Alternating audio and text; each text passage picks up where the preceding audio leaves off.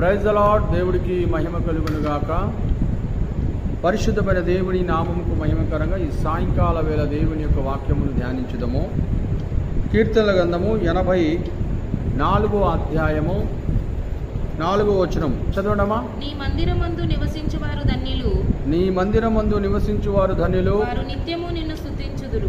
వారు నిత్యము నిన్ను స్తుతించెదరు. నీ వలన బలమునందు మనుషులు ధన్యులు, నీ వలన బలమునందు మనుషులు ధన్యులు. యాత్ర చేయు మార్గములు వారికి అతి ప్రియములు, యాత్ర చేయు మార్గములు వారికి అతి ప్రియములు. వారు బాకా లోయలో బడి వెళ్ళుచు, వారు బాకా లోయలో పడి వెళ్ళుచు దానిని జలమయముగా చేయుదురు. దాని జలమయముగా చేయుదురు. తొలకరి వాన దానిని దీవెనలతో కప్పును, తొలకరి వాన దాని దీవెనతో కప్పును. వారు నానాటికి బలాభివృద్ధి నొందుచు ప్రయాణము వారు చేయుదురు. నానాటికి బలాభివృద్ధి నొందుచు ప్రయాణము చేయుదురు. వారిలో ప్రతివాడును వారిలో ప్రతివాడును సియోనులో దేవుని సన్నిధిని కనబడును. సియోనులో దేవుని సన్నిధిలో సన్నిధిని కనబడును. ఆమేన్. హల్లెలూయా. పరిశుద్ధమైన దేవుడికి మహిమ కలుగును గాక. జీవం కలిగిన దేవుని నామము ఘనపరచు ప్రజలారా, దేవుని యొక్క వాక్యములు రాయబడింది. ఆయన అంటాడు, నీ మందిరమందు నివసించు వారు ధన్యులు, వారు నిత్యము నిన్ను స్తుతించెదరు. ధన్యత కలిగిన బిడ్డలుగా దేవుడు చేస్తున్నాడు. దేవుని ఆవరణములో నివసించడానికి ఆయన ఏర్పరచుకుంటున్నాడు. అలాగ ఏర్పరచుకున్న బిడ్డల్ని దేవుడు ఏం చేస్తుంది? నిత్యము పరలోక రాజ్యములో దేవుని సింహాసనమందు స్తుతించే ధన్యతను ఇస్తున్నాడు. అలాగే రెండో మాట అంటాడు అక్కడ, నీ వలన బలమునందు మనుషులు ధన్యులు.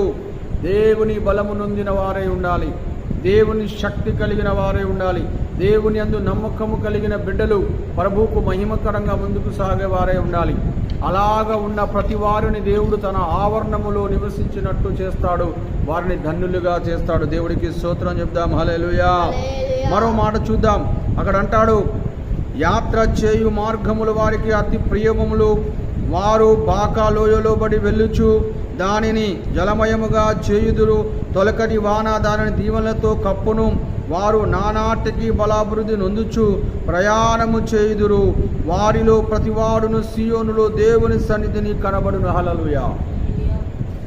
దేవుని సన్నిధికి చేరాలి, దేవుని నామం ఘనపరచాలి, దేవుని మార్గములో సాగాలని ఆలోచన కలిగిన వారందరినీ కూడా దేవుడు ఏం చేస్తున్నాడు? ఆయన తొలకరి వర్షము కుమ్మరిస్తున్నాడు వారి మీద. వారు నానాటికి బలము నుండి మార్గములో యాత్రలో సాగుతున్నారట. నీ యాత్ర ఏంటి?